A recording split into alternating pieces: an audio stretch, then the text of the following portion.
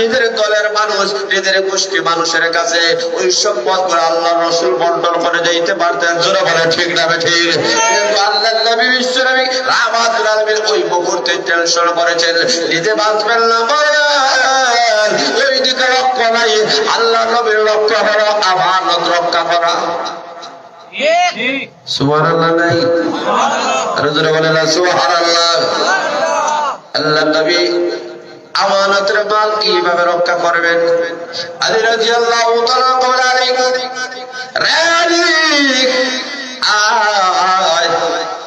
আমি নবী তোর কাছে ওই আমানতের মালগুলো আমি সমঝায় দিতে চাই। এই সমস্ত বেঈমান কাফেররা আমি নবীকে বিশ্বাস করে আমার কাছে সম্পদ রেখেছিল, ওই সম্পদ গুলা তোমার কাছে আমি রেখে যাই। কারণ আল্লাহর নবী শিক্ষা দিয়েছেন, ইসলাম গ্রহণ করার পরে সর্বপ্রথম দায়িত্ব হলো আমানত রক্ষা করা। আর আসতে পারেন জোরে বলেন ঠিক না ঠিক? কেমন ভাবে লক্ষ্য করে দেখেন, উদাহরণ দিয়ে বুঝতে পারবেন। আল্লাহর নবী বিশ্বনবী রাহমাতুল আলামিন খয়বরের যুদ্ধের মধ্যে নবীজি গিয়েছে, আল্লাহর নবী সেনাপতি। ওই দিক দিয়া মুসলমান আর কাফিরদের মধ্যে যুদ্ধ হবে। আল্লাহর নবী সেনাপ্রধান, আল্লাহু আকবার। ইহুদিদের মধ্যে একটা লিডার ছিল, ওই লিডারে একটা গোলাম ছিল। ওই গোলামের কাছে ইহুদির অনেক টাকা পয়সার ছাগল গোলা ছিল। ওই ইহুদির রাখাল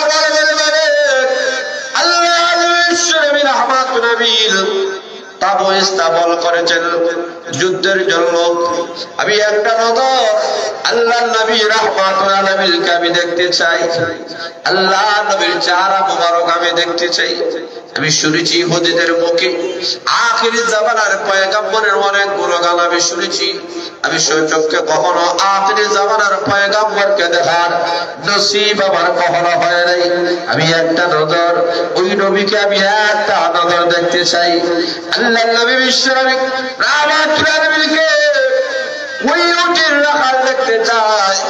তার মনে মনে ধারণা করো, ইহুদি রাখালের ধারণা করো মনে হয় আল্লাহর নবী মদিনার রাষ্ট্রপ্রধান। আমার নবী উনি মনে হয় বিশাল বড় লাল গাড়িসার মধ্যে উনি বসবেন, উষা বিছানার মধ্যে বসবেন, আরাম করবেন। উন্নত বিছানা, উন্নত ব্যবস্থা মনে হয় থাকবে। কিন্তু আল্লাহু আকবার, আল্লাহর নবী বিশ্বনবী রাহমাতুল আলামিনকে দেখার জন্য ওই রাখালটা সাহাবায়ে কেরামকে বলে, ওরে নবীর সাহাবায়ে কেরাম, একটা নজর আখির জামানার পয়গম্বরকে আমি দেখতে চাই, আমি ওনার কথা শুনতে চাই, ওনার চেহারাটা একটা নজর আমাকে দেখার সুযোগ দিয়ে দাও। তখন সাহাবায়ে কেরাম বলেন, যাও ওই যে তাবুর ভিতরে আল্লাহ নবী বিশ্বনবী রাহমাতুল আলামিন রয়েছেন। যখন লোকটা আর দেরি করে নাই, মনে মনে ভাবছে সেনা রাষ্ট্রপ্রধান, তাহলে উনার অনেক গার্ড থাকবে, বডিগার্ড থাকবে, ওনার সাথে সাক্ষাৎ করার জন্য অনেক মানুষের দোলনা দিতে হবে। কিন্তু না, এত সুবর্ণ সুযোগ, ওনাকে দেখার মতো সুবর্ণ সুযোগ আমি আর মিস করতে চাই না। এমনি ধীরে ধীরে তাবুর ভিতরে যখন ঢুকেছে, গিয়া দেখে সাহাবায়ে কেরাম নবী বিশ্বনবী রাহমাতুল আলামিন বসা আছেন, কোনো উঁচু নিচু নাই। নেতা আর প্রজাদের মধ্যে কোনো উঁচু নিচু নাই। জোরে বলেন আল্লাহু আকবার। ওই ইহুদির রাখাল আল্লাহর নবী রাহমাতুল আলামিনের চেহারা মুবারকের দিকে যখন তাকাইছে, চেহারা মুবারকে তাকায়া বুঝতে পেরেছে এমন চেহারার মানুষ আমি জিন্দেগিতে আর কোনোদিন দেখি নাই। আমি অনেক মানুষকে দেখলাম, কিন্তু এত সুন্দর চেহারার মানুষ আমি জিন্দেগিতে কোনোদিন দেখি নাই। অতএব আমি বুঝতে পেরেছি উনি যে আল্লাহর পয়গম্বর, আমার আর কোনো সন্দেহ নাই। এমনি ডাক দিয়ে বলে, ও আল্লাহর নবী, ও আল্লাহর পয়গম্বর, আর দেরি করতে চাই না, আপনি আমাকে কলেমা পড়াইয়া মুসলমান বানাইয়া দেন।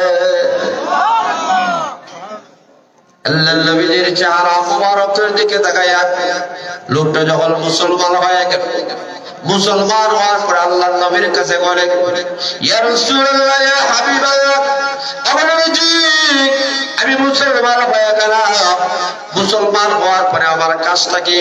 সর্বপ্রথম আমার কাজটা কি? আমার কাজ সম্পর্কে আমাকে কিছু অবহিত করুন।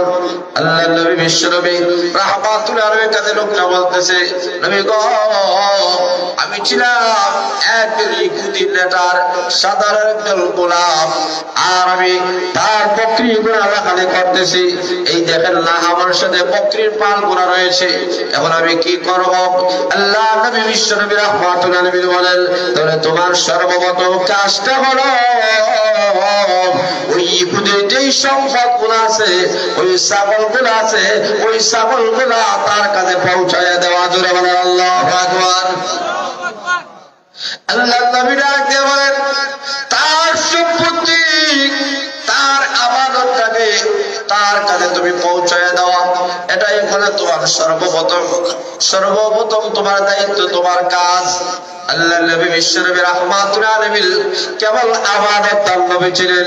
ইচ্ছা করলে যে লোকটা মুসলমান হয়েছে ওই লোকটার অধীনে তো এই ছাগল পালগুলা রয়েছে, আল্লাহ নবী ইচ্ছা করলে ওই ছাগলগুলা নবীর সাহাবায়ে-কেরামদেরকে অর্ডার করে ওইগুলাকে জবাই করায়া সাহাবায়ে-কেরামের মধ্যে বন্টন করতে পারতেন, খাওয়াইতে পারতেন। কিন্তু আল্লাহ নবী তাই করলেন না, বরং আল্লাহ নবী বুঝিয়ে দিলেন যে তুমি মুসলমান হয়েছো, আর তোমার মালিক ইহুদি নেতা হতে পারে, আমাদের বিরুদ্ধে এসেছে, আমাদের বিরুদ্ধে যুদ্ধ করার জন্য এসেছে, ওরা আপত্তি নাই, কোনো অসুবিধা নাই। এই বলে তার আমানতের সম্পত্তি গুলা খেয়ালত করার অধিকার তোমার নাই, আমি নবীর পর্যন্ত নাই। জোরে বলে আল্লাহু আকবার। আল্লাহ রাসূল বলেন, এই ছাগলগুলা, এগুলার মালিক তো তুমি নয়, এইগুলা মালিক আমরা কেউ নাই, এগুলার মালিক ওই ইহুদি নেতা, তার সম্পত্তি গুলা তার কাছে পৌঁছায় দাও। ও ও নতুন মুসলমান, তুমি ইহুদি ধর্ম থেকে যেহেতু আমার ধর্মে এসেছো, তোমার সর্বপ্রথম কাজটা হলো তোমার আমানতটা তার কাছে তুমি পৌঁছায় দাও। আমানতের খেয়ানত করা যায় না। আল্লাহ নবী বিশ্বনবী রাহমাতুল আলামিন একজন ইহুদির রাখাল, সে মুসলমান হওয়ার পরে সর্বপ্রথম আল্লাহ রাসূল তাকে বলতে পারতেন, তুমি নামাজ পড়ো, তুমি রোজা রাখো, তুমি তেলাওয়াত করো, তুমি অন্যান্য আমল করো, কিন্তু সবগুলোর কথা বলার আগে আল্লাহ রাসূল তাকে শিক্ষা দিলেন যে আমানতের মাল তার কাছে পৌঁছায় দাও। এটাই হয়েছে সর্বপ্রথম তোমার দায়িত্ব। জোরে বলে আল্লাহু আকবার। অতএব বোঝা গেল আমানত অত্যধিক গুরুত্বপূর্ণ। এই আমানতের খেয়ানত কখনো করা যায় না। জোরে বলে আল্লাহু আকবার। আল্লাহ নবী বিশ্বনবী রাহমাতুল আলামিন আলী রাদিয়াল্লাহু তাআলা আলী ওই নাও আমানতের মাল, সকাল হওয়ার সাথে সাথে তাদের কাছে তুমি আমানতের মালগুলা পৌঁছায় দিবা। হযরত আলী রাদিয়াল্লাহু তাআলা, ইয়া রাসূলুল্লাহ, ইয়া হাবিবাল্লাহ, ওগো নবীজি, আমি নিশ্চিতভাবে আমি বলতে পারি, আমি যদি আপনার বিস্তার মধ্যে যদি শায়িত থাকি, বেঈমান কাফেররা আপনি নবী মনে করে আপনি আমাকে হত্যা করে ফেলবে, আমার জীবন শেষ করে ফেলবে। ওগো নবীজি, আমার জীবন শেষ হয়ে যাও, আমি যদি হত্যা হয়ে যাই, আমি যদি শহীদ হয়ে যাই, আমার কোনো দুঃখ নাই, আমার কোনো বেদনা নাই, এমন নিশ্চিত মৃত্যুর মুখে পড়েও আমি এই কথা বলতে চাই, আপনি যে আল্লাহর পয়গম্বর এতে কোনো সন্দেহ নাই। কারণ যেই নবী জীবনের শেষ মুহূর্তে মরণটাকে বাজিয়ে রেখে যেই নবী আমানত রক্ষা করে, উনি যে আল্লাহর পয়গম্বর, উনি যে আল্লাহর নবী, কোনো সন্দেহ নাই। জোরে বলেন সুবহানাল্লাহ। আলী রাদিয়াল্লাহু তাআলা বলেন, আগে নবীজি, এই আমানতের মালগুলো আপনি কেন রক্ষা করেন? আপনি ইচ্ছা করলে ওইগুলো তো আত্মসাৎ করতে পারেন, ওই আমানতের খেয়ানত আপনি করতে পারেন। মক্কা ছেড়ে মদিনার মধ্যে যাবেন, অপরিচিত একটা দেশ, ভিন্ন একটা দেশ, আপনার সাথে কোনো টাকা নাই, পয়সা নাই, কোনো সম্পদ নাই, এই সম্পদ গুলা নিয়ে গেলেই তো কত। আল্লাহ রাসূল বলেন, আলী তুমি শুনে নাও, আল্লাহ রাব্বুল আলামিন আমানতের যে গুরুত্ব কোরআনের মধ্যে উল্লেখ করে দিয়েছেন, সেই গুরুত্ব আমি আমার উম্মতের সামনে আমি তুলে ধরতে চাই। আমার উম্মতরা কখনো যেন আমানতের খেয়ানত না করে। আল্লাহর নবী ঈশ্বরের রহমাতুল আলামিন বাস্তব জীবনে আমাদের সামনে আমানতের বাস্তব জীবনে আমানত রক্ষা করে আমাদের সামনে দৃষ্টান্ত স্থাপন করে গিয়েছেন। আরে উম্মতেরা, জীবন চলে যাবে, আমানতটাকে কোনো খেয়ানত করিও না। জোরে বলেন সুবহানাল্লাহ। এমন আমানত আসলে লক্ষ্য করে দেখেন, একটা হলো আল্লাহর দেওয়া আমানত, আল্লাহর দেওয়া আমানত বান্দার কাছে, আরেকটা হলো বান্দার কাছে আমানত আরেক বান্দার পক্ষ থেকে আল্লাহর দেওয়া যে আমানতগুলো আছে, ওই আমানতগুলো আমাদেরকে রক্ষা করতে হবে।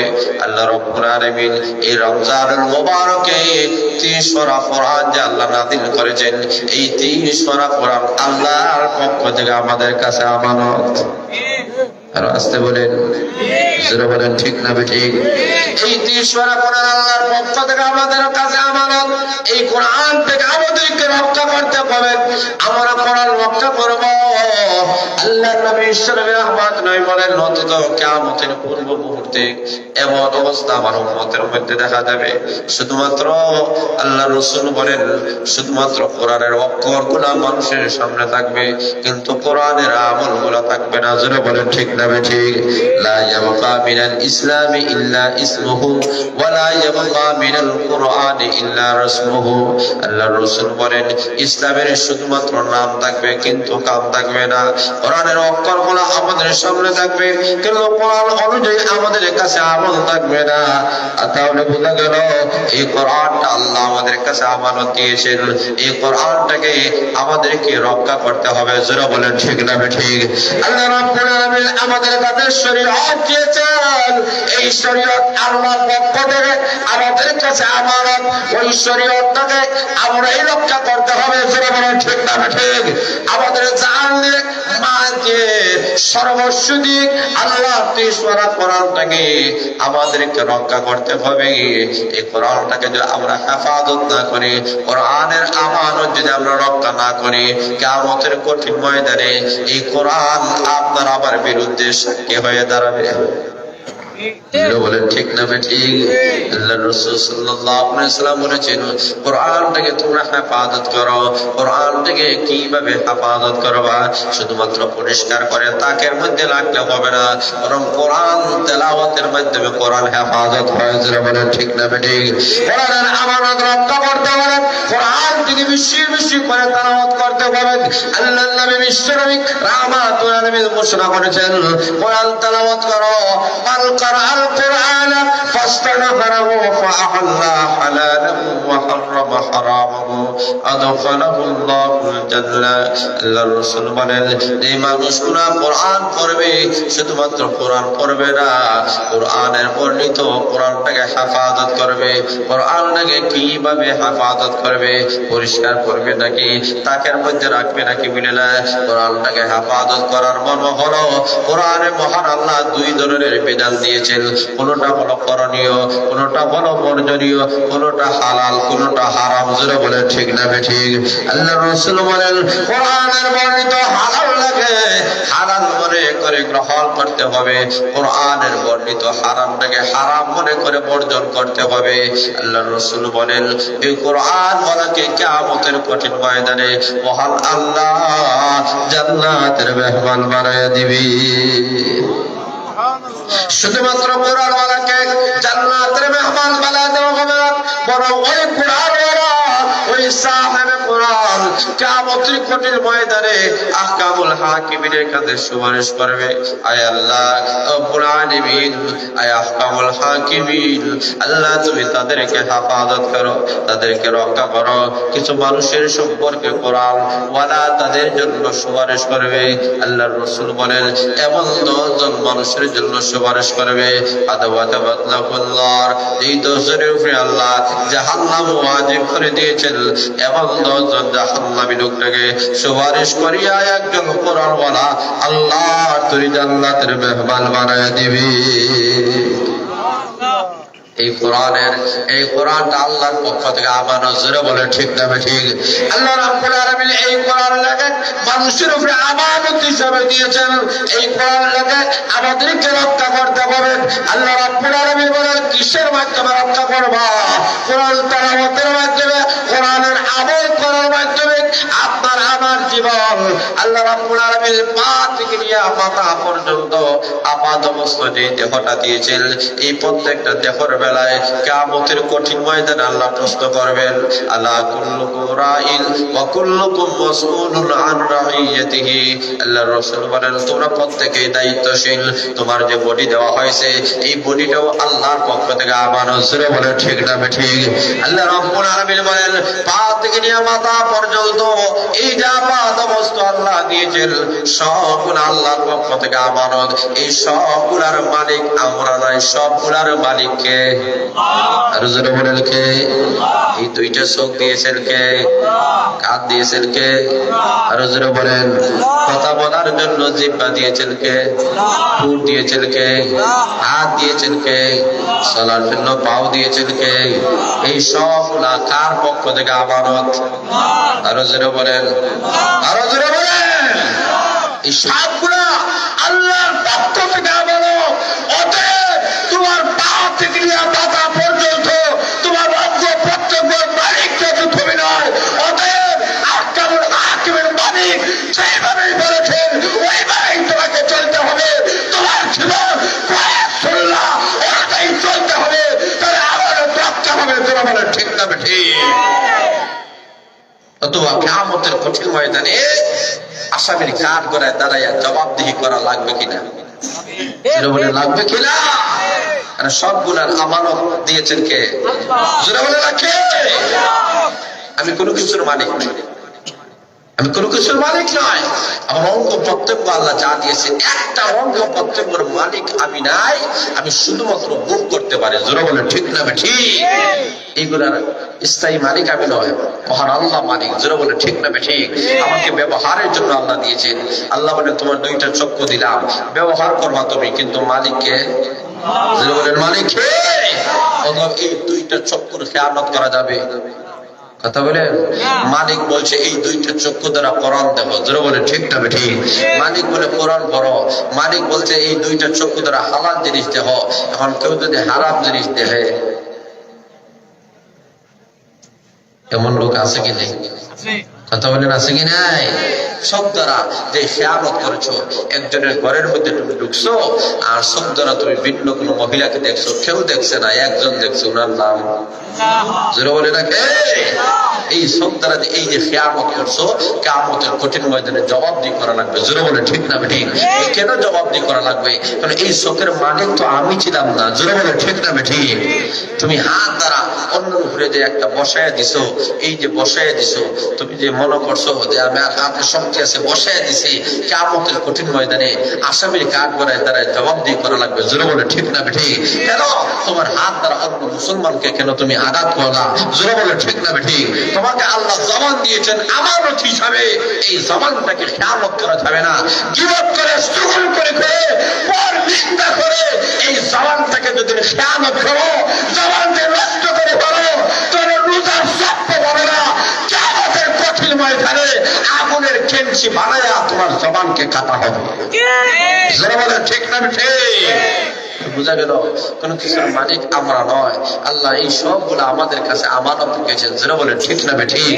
এই অঙ্গ প্রত্যঙ্গ গুলার যে আমানত গুলো আছে, এই আমানত গুলো আমাদেরকে রক্ষা করতে হবে। হাত যেমন ইচ্ছা এইভাবে চালানো হবে না, আল্লাহর হুকুম মোতাবেক চালাতে হবে। যারা বলে ঠিক না ঠিক?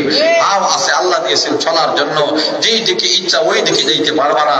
আল্লাহ যেইভাবে বলেছেন ওইভাবেই চললে তাহলে এই আমানত রক্ষা হবে। যারা বলে ঠিক না ঠিক? নতুবা আমানতের খেয়ানত হবে। জোরে বলে ঠিক না ঠিক? আল্লাহ রাব্বুল আলামিন বলেন তোমার হাত দিয়েছেন, এই হাত তুমি আল্লাহর হুকুম মোতাবেক যদি চলতে পারো, এই হাত আল্লাহর হুকুমের মধ্যে চললেই আমানত রক্ষা হবে। আল্লাহর হুকুম মোতাবেক যদি না চলো তাহলে এটাও জিনা হয়ে যায়। জোরে বলে ঠিক না ঠিক? তাহলে দেখা যায় এক অঙ্গ প্রত্যঙ্গগুলা আল্লাহর হুকুম নবীর তরিকা মতো যদি করা হয়, তবে এই অঙ্গ প্রত্যঙ্গের আমানত রক্ষা হলো। আল্লাহর হুকুম নবীর তরিকা মতো যদি চলা না হয়, এই অঙ্গ প্রত্যঙ্গ কিয়ামতের কঠিন ময়দানে আপনার আমার বিরুদ্ধে সাক্ষী হয়ে দাঁড়াবে। বলেছেন কে? আল্লাহ। কথা বলে না কে?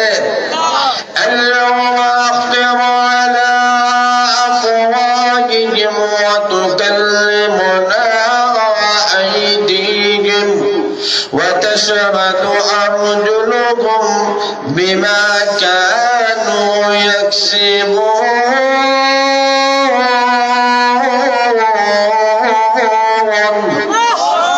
আল্লাহ বলেন কিয়ামতের দিন তোমার জবানটাকে আল্লাহ বন্ধ করে দিবেন, তোমার হাত কথা বলবে, তোমার পাও তোমার বিরুদ্ধে সাক্ষী হয়ে দাঁড়াবে। জোরে বলেন ঠিক না ঠিক?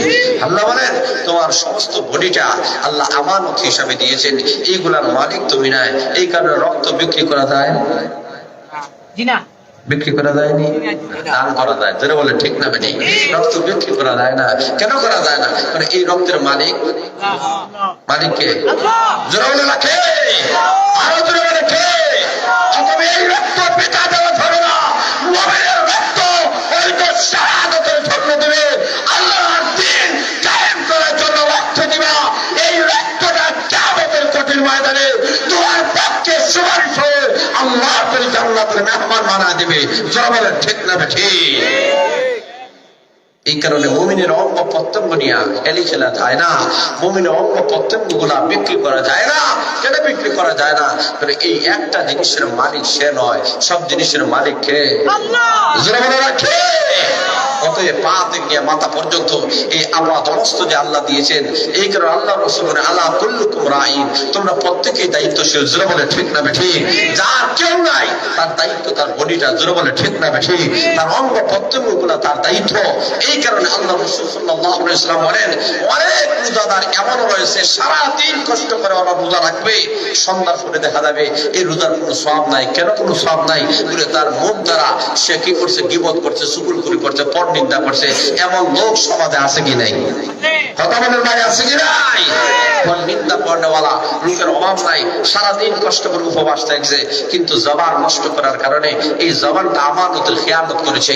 এই কারণে আল্লাহ রাসূল বলেন ও আমার উম্মতেরা, তোমরা যদি দুইটা গোশতের বেলায় যদি গ্যারান্টি আমি রাসূলকে দিতে পারো, আমি রাসূল তোমাদেরকে জান্নাতের গ্যারান্টি দিয়ে দিব। না আসতে বলবে সুবহানাল্লাহ। কয়টা জিনিস? দুইটা। একটা হলো জিহ্বা। জোরে বলে ঠিক না ঠিক? দুই নম্বর হলো লজ্জাস্থান। আল্লাহ রাসূল বলেন ওই দুইটা অঙ্গের হেফাজতের দায়িত্ব যদি তোমরা গ্রহণ করো, আমি রাসূল তোমাদেরকে জান্নাত পর্যন্ত পৌঁছে গ্যারান্টি দিয়ে দিলাম। আসতে বলে সুবহানাল্লাহ। এইগুলার আমানত আছে কি নাই? কথা বলেন আছে কি নাই? আল্লাহ রাব্বুল আলামিন এইগুলা আমানত রক্ষা করতে হবে। তোমার জবান দিয়েছেন, নিন্দা করা যাবে না, চুগলখড়ি করা যাবে না, অন্য দোষ চর্চা করা যাবে না।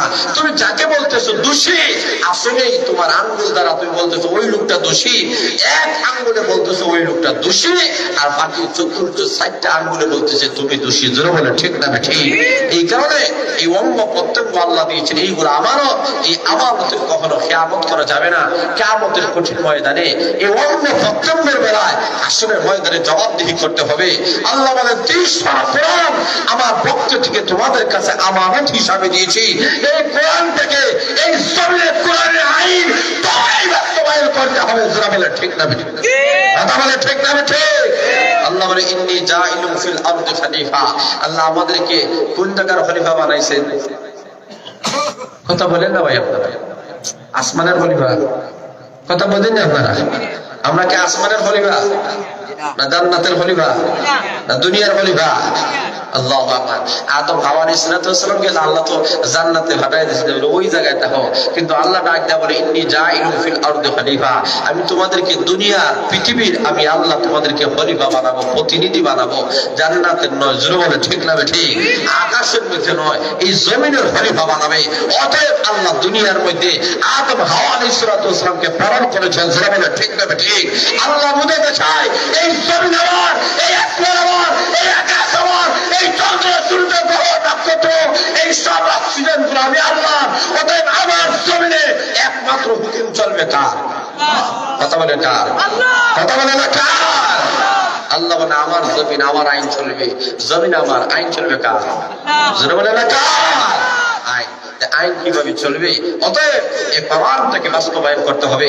কোরআনের আমানত তখনই রক্ষা হবে আমরা মনে করে কোরআন তেলাওয়াত করতেছি, কোরআন জিকির করতেছি, আর কোরআন শুধুমাত্র ব্যাখ্যা বিশ্লেষণ করতেছি, এর মাধ্যমে কোরআনের আমানত রক্ষা হবে না। কোরআনের আমানত রক্ষা হবে ব্যক্তি জীবনে কোরআন পালন করতে হবে, পারিবারিক জীবনে কোরআন বাস্তবায়ন করতে হবে, সামাজিক জীবনে কোরআন বাস্তবায়ন করতে হবে, রাষ্ট্রীয় জীবনে কোরআন বাস্তবায়ন করার দরকার আছে কি নেই? আর আসতে বলি জোরা বলে আছে কি নাই? এই কোরআনটাকে শুধু মসজিদ মাদ্রাসার মধ্যে সীমাবদ্ধ থাকবে? কথা বলেন না, কোরআন সর্ব সেক্টরে ঢুকা দিতে হবে। ব্যবসা বাণিজ্যের মধ্যে কোরআন আছে কি নাই? চাকরির মধ্যে কোরআন আছে কি নাই? কথা বলে আছে কি নাই? জীবনের সর্বক্ষেত্রে প্রত্যেকটা ডিপার্টমেন্টে আপনি কোরআন ঢুকায় দেন। জোরা বলে ঠিক না ঠিক? এই কোরআন যদি সব জায়গায় থাকে তাহলে আমানতের খেয়ানত হবে না। কেন খেয়ানত হবে না? এই কোরআন আমানতের বেলায় বড় সুচ্ছা। আরো জোরে বলে, জোরা বলে ঠিক না ঠিক? কোরআনে আমানত যদি রক্ষা করা হয়, মানুষের সম্পদ গুলা জনগণের সম্পদ মনে করে পাচার করা হবে না। আর আসতে জোরে বলে ঠিক না ঠিক? অন্যের সম্পদ গুলাকে নিজের সম্পদ মনে করে কেউ আত্মসাৎ করতে পারবে না।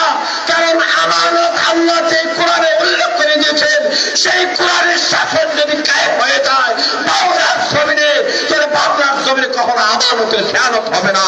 প্রত্যেকটা মানুষের, প্রত্যেকটা নাগরিকের তার ন্যায্য অধিকার সুন্দরভাবে সুষ্ঠুভাবে পাবে, কোনো সন্দেহ নাই।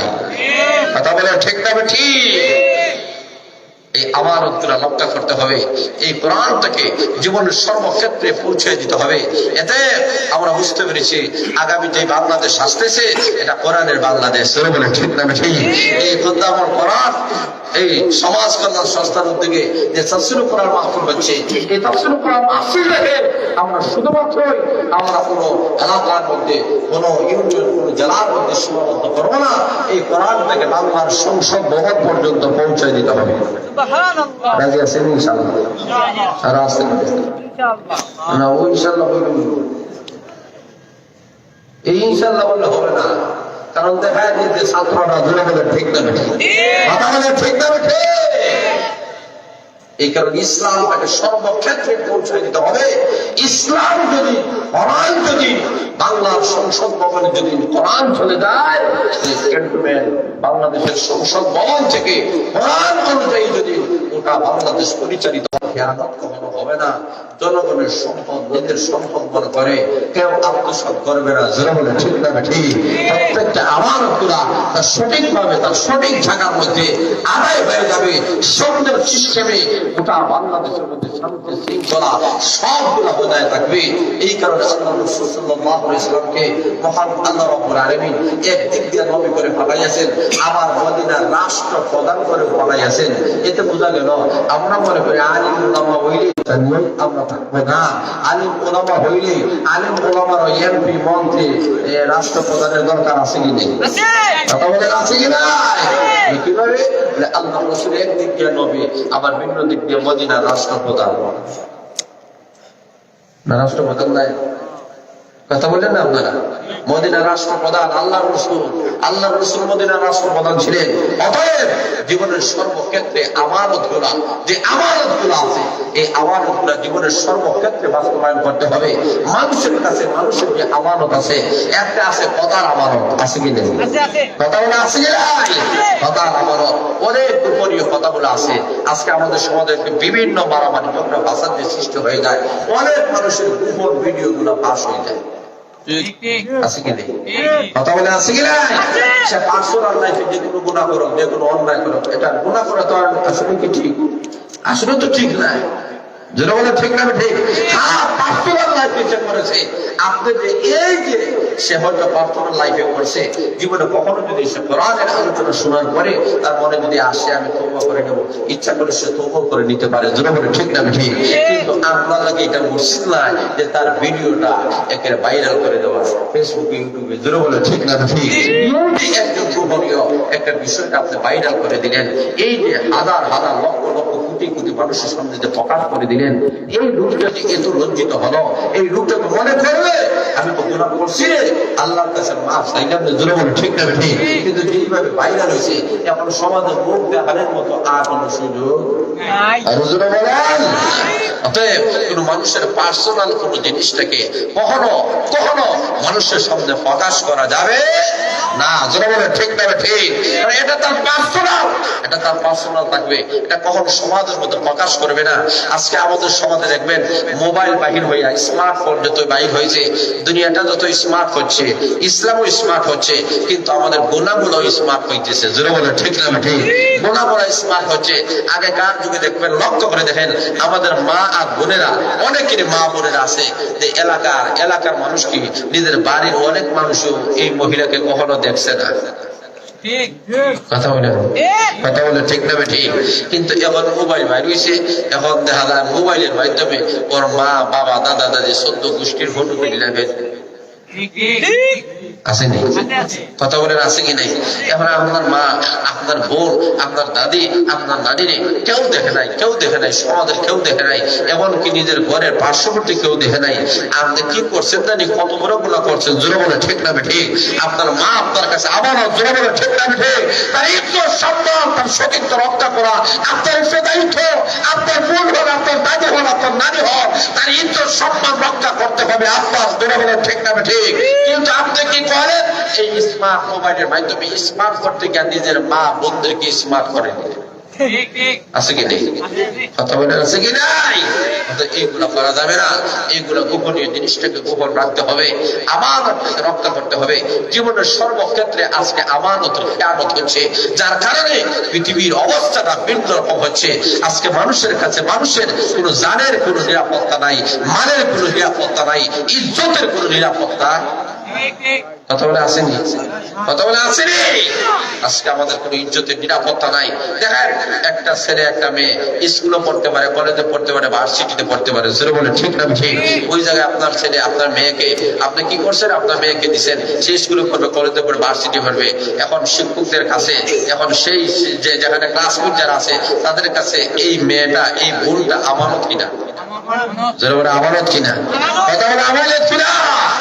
কিন্তু বাংলাদেশের অনেক বিশ্ববিদ্যালয়গুলো দেখা যায় যেখানে আমানত করে দেওয়া হয়েছে, ওই জায়গায় মহিলাদেরকে জিনা করে। শুধু জিনা নয়, সেঞ্চুরি করে, জোরে বলে ঠিক না? কথা বলে ঠিক না ঠিক? এই যে আমানতের খেয়ানত, সর্বক্ষেত্রে আমাদের সর্বক্ষেত্রে প্রত্যেকটা ডিপার্টমেন্টে আমানতের খেয়ানত হচ্ছে, জোরে বলে ঠিক না ঠিক? জীবনের সর্বক্ষেত্রে আমানতটাকে রক্ষা করতে হবে। টাকা পয়সা লেনদেনের আমানত যদি থাকে, এটাও রক্ষা করতে হবে।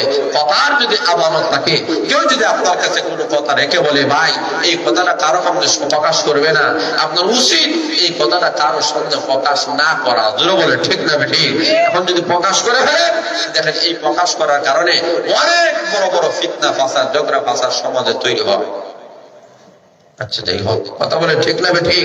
অতএব জীবনের যত ক্ষেত্রে আল্লাহর দেওয়া বন্দার কাছে যে আমানতগুলো আছে, বন্দার কাছে বন্দার যে আমানতগুলো আছে, ওই আমানতগুলো আমরা রক্ষা করবো তো ইনশাআল্লাহ। কারা কারা রাজি আছেন? হাত তুলে দিন।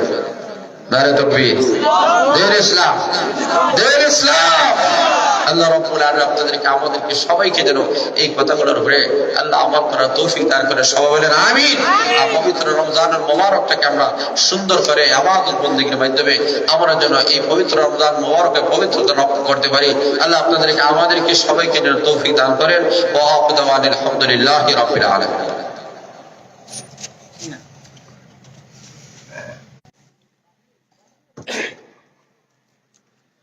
আলহামদুলিল্লাহ, আমরা দীর্ঘক্ষণ হযরতুল আল্লাহ হযরত মাওলানা মুফতি শামসুল ইসলাম পাটলি সাহেবের কাছ থেকে চমৎকার আলোচনা শুনছিলাম। বারাকাল্লাহু ফি ইলমিকা ওয়া হিলমিকা ওয়া আমালিকা ওয়া হায়াতিকা, আদালাল্লাহু হায়াতাহু। মুহতারাম মুসল্লিয়ানে কেরাম, সুদূর যশোর থেকে আগত আমাদের কাঙ্ক্ষিত মেহমান, প্রখ্যাত মুফাসসির হযরতুল আল্লাহ হযরত মাওলানা মুফতি রেজওয়ান রফিকি সাহেব আমাদের মঞ্চে উপস্থিত। আপনারা যারা দাঁড়িয়ে আছেন প্যান্ডেলের সামনে, ঘোরাফেরা করছেন, দয়া করে প্যান্ডেলের ভেতরে চলে আসেন। আমরা দেখতে পাচ্ছি আমাদের মঞ্চে উপস্থিত হয়েছেন জামিয়া ইসলামী হুসাইনিয়া গোহরপুরের উস্তাদুল বুখারী হযরতুল আল্লাম হযরত মাওলানা সালেহ আহমদ আনোয়ারপুরী হুজুর বারাকাল্লাহু ফি হায়াতিহি। সম্মানিত মুসল্লিয়ান কেরাম, আপনাদের সামনে একটি নাশিদ পরিবেশন করবে মোহাম্মদ আবিদুর রহমান।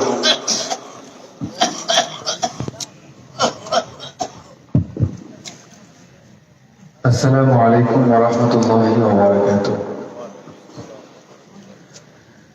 কেমন করে ঘুমাও তুমি,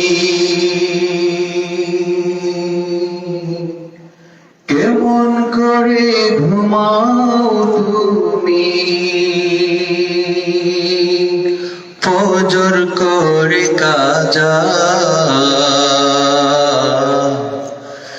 এমন তো হতে পারে আসরে জানাজা তোমার, এমন তো হতে পারে জোহরে জানাজা।